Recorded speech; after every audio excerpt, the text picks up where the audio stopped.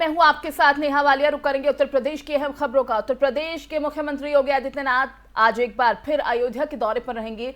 CM योगी अयोध्या नगर स्थित GIC ground में आयोजित होने वाले आरोग्य आयुष मेले का उद्घाटन करेंगे। वहीं मेले का उद्घाटन करने आ रहे सीएम योगी आदित्यनाथ इस मौके पर कई विकास परियोजनाओं का उद्घाटन करेंगे, शिलान्यास करेंगे, जिसके बाद सीएम बहराइच जाएंगे। यहां पर सीएम जिले को 30 करोड़ रुपए की योजनाओं की सौगात देंगे। सीएम के कार्यक्रम की तैयारियों का कमिश्नर और डीआईजी ने जायजा लिया। जन विश्वास यात्रा को लेकर बीजेपी कार्यालय में भी बैठक हुई। बैठक में कार्यक्रम की रूपरेखा तय की गई।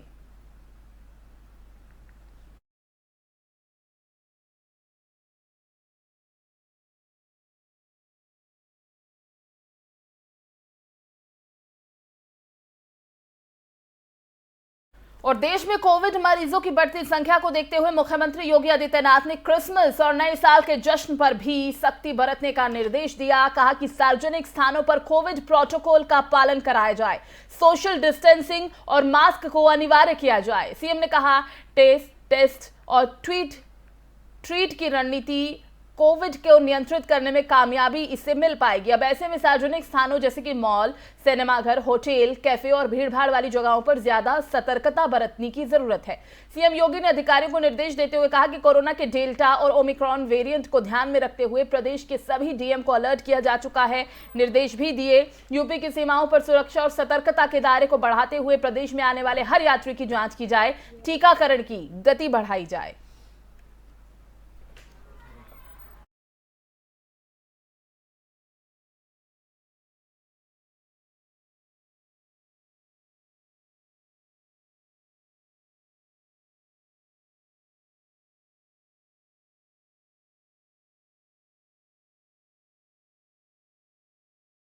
और यूपी में माफियाओं के कब्जे से खाली कराई गई जमीनों पर योगी सरकार अब जरूरतमंदों के लिए सस्ते मकान बनवाने जा रही है। इसका आगाज प्रयागराज में माफिया अतीक अहमद के कब्जे से खाली कराई गई करोड़ों की बेशकीमती जमीन से होगा। जमीन पर सस्ते मकान बनाए जाने के अभियान की शुरुआत सीएम योगी आदित्यनाथ करेंगे, जिसकी बीजेपी नेताओं ने भी तैयारी शुरू कर दी है। प्रयागराज में कैबिनेट मंत्री सिद्धार्थनाथ सिंह ने जमीन का मुआयना किया और सीएम के आगमन की तैयारियों को परखा। बताते चले रविवार 26 दिसंबर को इस अभियान का आगाज करने के लिए योगी आदित्यनाथ संगम नगरी प्रयागराज आ रहे हैं। वो यहां माफिया अतीक के कब्जे से खाली कराई गई जमीन पर पूजन और शिलान्यास करेंगे, तो इसके साथ ही जनसभा को संबोधित भी करेंगे। इस सभा में भीड़ जुटाने के लिए बीजेपी कार्यकर्ताओं ने अभी से तैयारियां शुरू कर दी है। तो तैयारियां शुरू कर दी हैं, यानी अब मकान बनाने की ये जो बात कही जा रही है, इस पर हम पूरी जानकारी लेंगे। हमारे संवाददाता पीयूष पांडे हैं इस वक्त हमारे साथ। पीयूष, पूरी खबर को लेकर क्या जानकारी मिल पा रही है? जी नेहा, आपको बता दें कि जिस तरह माफिया अतीक अहमद पर योगी जी का हंटर चला था और पूरे प्रदेश में माफियाओं पे हंटर चला था, उसी क्रम में देखते हुए यहाँ पे जो है कुछ जमीन जो थी, जो कि अतीक अहमद के द्वारा कब्जा की गई थी, नजरुल की भूमि थी। लोकरगंज क्षेत्र है जो कि काफी पोर्स एरिया माना जाता है। इसमें करीब 11,000 वर्ग मीटर की दो जमीन थी जो कि माफिया अतीक अहमद एवं उनके गुर्गों के द्वारा कब्जा की गई थी। उसको योगी सरकार ने छुड़वा लिया है और उस पर करीब 76 फ्लैट बनेंगे जो कि आम जनमानस के लिए होंगे, गरीबों के लिए होंगे और प्रधानमंत्री आवास योजना के तहत उनका आवंटन किया जाएगा। ठीक है, जिसमें 3.5 लाख रुपए ही आम जनमानस को देने होंगे उन फ्लैट के लिए। ठीक है पीयूष, तो अभी बीजेपी कार्यकर्ताओं की तरफ से भी जानकारी मिल पा रही है कि इसे देखते हुए तमाम तैयारियां शुरू कर दी गई हैं। जी, पूरी तैयारियां पूरे जोरों शोरों पे है। जहाँ पे इनके फ्लैट का शिलान्यास होना है, इन फ्लैटों का, वहाँ पे पूरी तरह से साफ सफाई की जा रही है, क्योंकि काफी गंदगी रहती थी वहाँ पे जब तक ये फ्लैट खाली कराए गए थे। एवं रास्ते दुरुस्त किए जा रहे हैं और काफी चाक चौबंद व्यवस्था की भी तैयारियां आज से ही देखने को मिल रही है इस क्षेत्र में। जी नेहा। ठीक है पीयूष, बहुत बहुत शुक्रिया आपका तमाम जानकारी के लिए।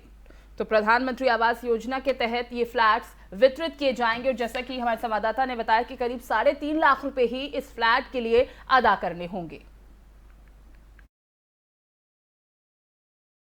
उत्तर प्रदेश के विधानसभा चुनाव से पहले नए वेरिएंट ओमाइक्रॉन के बढ़ते प्रभाव को लेकर इलाहाबाद हाईकोर्ट ने चिंता जाहिर की। कोर्ट ने प्रधानमंत्री और चुनाव आयुक्त से अनुरोध किया, विधानसभा चुनाव में कोरोना की तीसरी लहर से जनता को बचाने के लिए राजनीतिक पार्टियों की चुनावी रैलियों पर रोक लगाई जाए। उनसे कहा जाए कि चुनाव प्रचार दूरदर्शन और समाचार पत्रों के माध्यम से करे। पार्टियों की चुनावी सभाएं और रैलियों को रोकने के लिए कड़े कदम उठाए जाएं। प्रधानमंत्री चुनाव टालने पर भी विचार करे, क्योंकि जान है तो जहान है। न्यायमूर्ति शेखर कुमार जेल में बंद आरोपी संजय यादव की जमानत पर सुनवाई कर रहे थे। संजय के खिलाफ इलाहाबाद के थाना कैंट में मुकदमा दर्ज है। उसे बृहस्पतिवार को जमानत मिल गई।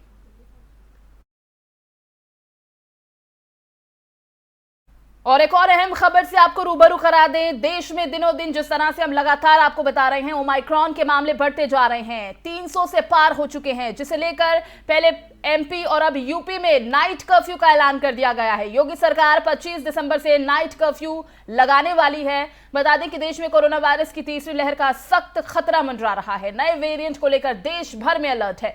दिल्ली समेत कई राज्यों में पाबंदियां भी लगा दी गई हैं। इन सब के बीच यूपी समेत 5 राज्यों में जल्द ही विधानसभा चुनाव होने हैं, जिसे लेकर इलाहाबाद हाईकोर्ट ने भी सरकार से चुनाव टालने की अपील की है।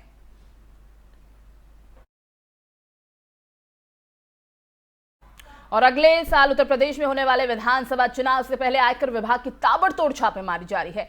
समाजवादी पार्टी के नेताओं के बाद अब आयकर विभाग की टीम ने कन्नौज के बड़े इत्र कारोबारी पीयूष जैन के आवास और ठिकानों पर छापेमारी की। छापेमारी के दौरान बड़ी मात्रा में नकदी और फर्जी इनवॉइस बरामद हुए। छापेमारी के बाद आयकर विभाग की टीम को 150 करोड़ रुपए कैश बरामद हुआ है। जी हां, 150 करोड़ के लगभग। और छापेमारी अभी भी जारी है। आईटी विभाग के अधिकारियों ने छापेमारी के दौरान 200 से ज्यादा फर्जी इनवॉइस भी बरामद किए और फैक्ट्री में 4 ट्रक सील किए हैं। बता दें कि इत्र कारोबारी के इत्र को समाजवादी पार्टी के अध्यक्ष अखिलेश यादव ने लॉन्च किया था। इस दौरान पीयूष जैन ने कहा था कि 2022 के चुनावों को देखते हुए ये इत्र 22 फूलों से बनाया गया है। और उसी इत्र कारोबारी के पास से करीब 150 करोड़ का नगद कैश बरामद हुआ। सभा प्रवक्ता केपी श्रीवास्तव जी हैं हमारे साथ। बहुत बहुत स्वागत है फिल्म न्यूज में आपका। जी धन्यवाद। सर, इत्र की बातें करते करते ये कहां तक पहुंच गया मसला? इत्र कारोबारी के घर से 150 करोड़ की बरामदगी। किसके यहाँ से बरामदगी? सर, इत्र कारोबारी, आयकर विभाग लगातार छापेमारी कर रहा है और अब इत्र कारोबारी के घर में ये जो छापेमारी हुई है, 150 करोड़ रुपए कैश बरामद हुआ है। सर देखिए भाई, सीधी सी बात है, जहाँ अपराध हो वहाँ अगर कोई चीज बरामद हो रहा है और बरामद होने के बाद ये वास्तव में पता चले कि हाँ वो काला धन है या गलत तरीके से आया हुआ है, तब तो ये समझ में आता है। वरना सनसनी पैदा करने के लिए तो सरकार बहुत कुछ करती है। तो आप ये कह रहे हैं कि ये सिर्फ सनसनी फैलाने के लिए है? नहीं, हम ये नहीं कह रहे हैं। हाँ। हमने आपके सामने दोनों प्रास्पेक्ट रखे हैं। हाँ। किसी भी चीज का 2 पहलू होता है और दोनों को लेकर के चलना चाहिए, क्योंकि जो छापे पड़ रहे हैं वो न्यायालय नहीं है। न्यायालय का काम है निर्णय देना, और पत्रावली पे उपलब्ध साक्ष्यों का जो है वो मूल्यांकन करती है और उसके बाद ही परिशीलन करने के बाद देती है। तो वो जो छापे पड़े हैं, अगर उसमें जो भी रुपए बरामद हुए अगर 1 नंबर का है तो उसमें कौन सी बड़ी बात होगी?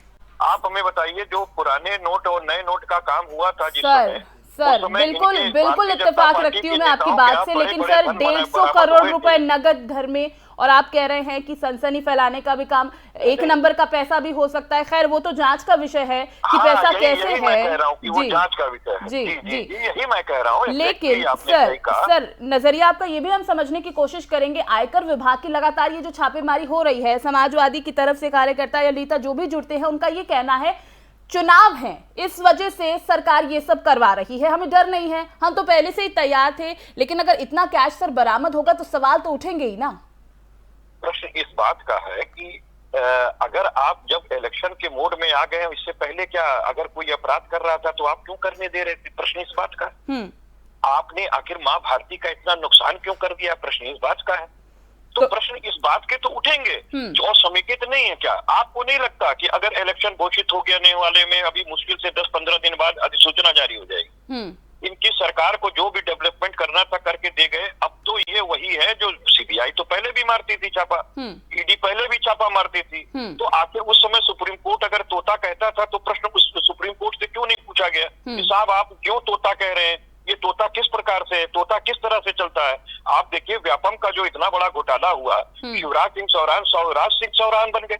उन्होंने शवों की लाइन लाइन लगवा दी। हाँ। और विश्व का सबसे बड़ा घोटाला व्यापम है, जहां सीबीआई इंक्वायरी के लिए बयान लेने के लिए जाती थी, उससे पहले अगले आदमी के कत्ल हो जाते थे। और आप बताइए, आज मामला अगर प्रकाश में है तो बताइए, तो भारतीय जनता पार्टी का तो कंसेप्ट ही है ये, खोजते माफिया बाहर है, माफिया तो सारे भारतीय जनता पार्टी के अंदर भरे हुए। ठीक है, तो यानी आप ये कह रहे हैं कि जांच का विषय है, एक नंबर का भी पैसा हो सकता है और सिर्फ सनसनी फैलाने के आधार पर भी ये जांच ये कार्रवाई हो रही है। सब बहुत बहुत शुक्रिया आपका जुड़ने के लिए। तो जिस तरह से समाजवादी पार्टी शुरू से ही ये बात कहती आई है, उनके बड़े बड़े नेता यही बात कहते आए हैं कि चुनाव है, उसके चलते ही इस तरह आयकर विभाग की तरफ से छापेमारी कराई जाती रही है, लेकिन इत्र कारोबारी के घर से करीब 150 करोड़ का कैश बरामद हुआ है। अभी भी ये जो छापेमारी है लगातार जारी है और एक के बाद एक इस तरह की कार्रवाई की जा रही है आयकर विभाग की तरफ से। समाजवादी इत्र बनाया गया, समाजवादी पार्टी के लिए जिस इत्र को लॉन्च किया गया था अखिलेश यादव की तरफ से, ये वही कारोबारी है। इसी कारोबारी की तरफ से इस इत्र को बनाया गया था, जहां से करीब 150 करोड़ के कैश की बरामदगी हुई। वहीं केंद्रीय खेल मंत्री अनुराग ठाकुर ने कहा है कि आगरा में दशकों से चली आ रही अंतर्राष्ट्रीय स्टेडियम की मांग को जल्द पूरा किया जाएगा। राज्य सरकार स्टेडियम के लिए जमीन मुहैया कराने के बाद सालों पुरानी इस मांग को पूरा करेगी।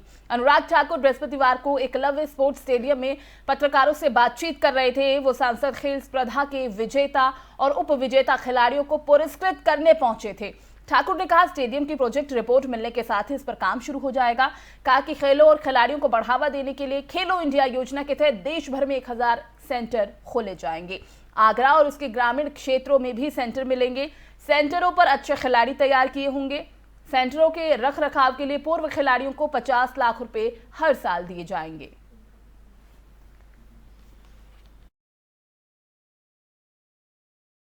यूपी के बेसिक शिक्षा मंत्री डॉक्टर सतीश चंद्र द्विवेदी ने कहा है कि ओमाइक्रॉन की दहशत के बीच स्कूलों को बंद करने का अभी कोई प्रस्ताव नहीं। 125 करोड़ की आबादी में 120 करोड़ लोगों का टीकाकरण हो चुका है। उत्तर प्रदेश की 23 करोड़ की आबादी में 18 करोड़ का टीकाकरण हो चुका है। उत्तर प्रदेश में चिंता का कोई विषय नहीं। यूपी में बाहर से आने वाले कुछ यात्रियों में संक्रमण पाया गया। सरकार पूरी तरह से सतर्क है, किसी तरह की कोई भी गंभीर समस्या की संभावना नहीं है।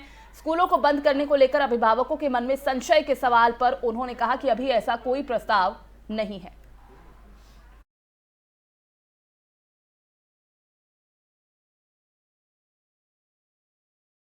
उत्तर प्रदेश के जौनपुर में पीएम नरेंद्र मोदी को बम से उड़ाने की धमकी के बाद पुलिस के होश उड़ गए। पुलिस ने आनन फानन में धमकी देने वाले आरोपी को गिरफ्तार कर लिया।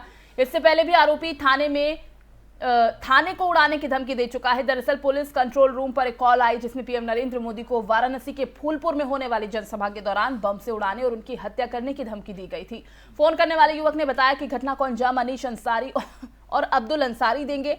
पुलिस ने कॉल आने वाले नंबर को ट्रेस कर सुरेरी थाना क्षेत्र के भदखिन गांव में रहने वाले लक्ष्मीकांत दुबे को गिरफ्तार कर लिया है। बताते चले, कुछ महीने पहले रामपुर कठवतिया मार्ग न बनने पर इस युवक ने सुरेरी थाना परिसर को बम से उड़ाने की धमकी दी थी, जिसे पुलिस ने फिर से गिरफ्तार कर लिया है।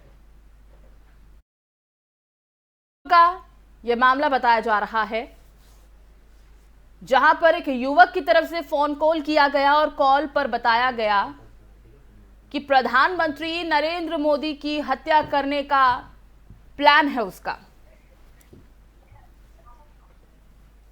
इस खबर पर ज्यादा जानकारी के लिए हमारे संवाददाता देवेंद्र का रुख कर लेते हैं। देवेंद्र, ये जो खबर हमने दर्शकों को बताई कि एक युवक जो प्रधानमंत्री नरेंद्र मोदी को बम से उड़ाने की धमकी दे रहा है, क्या पीछे की वजह अभी तक सामने आ पाई है?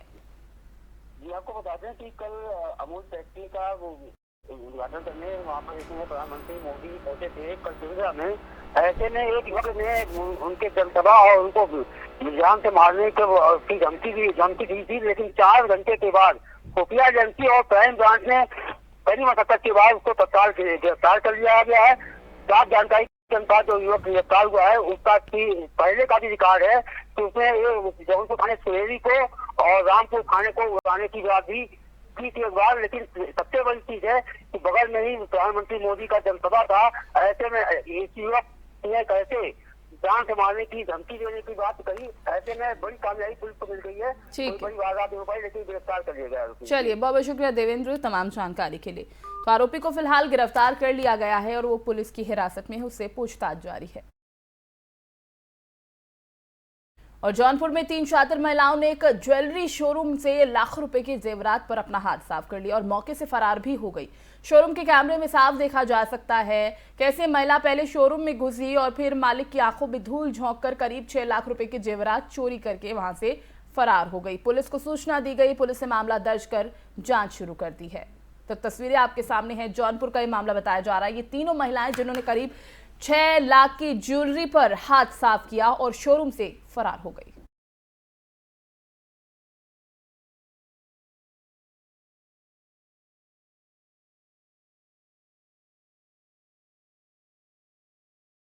उत्तर प्रदेश के इस खास बुलेटिन में फिलहाल बस इतना ही। बाकी खबरों के लिए आप देखते रहिए FM न्यूज़।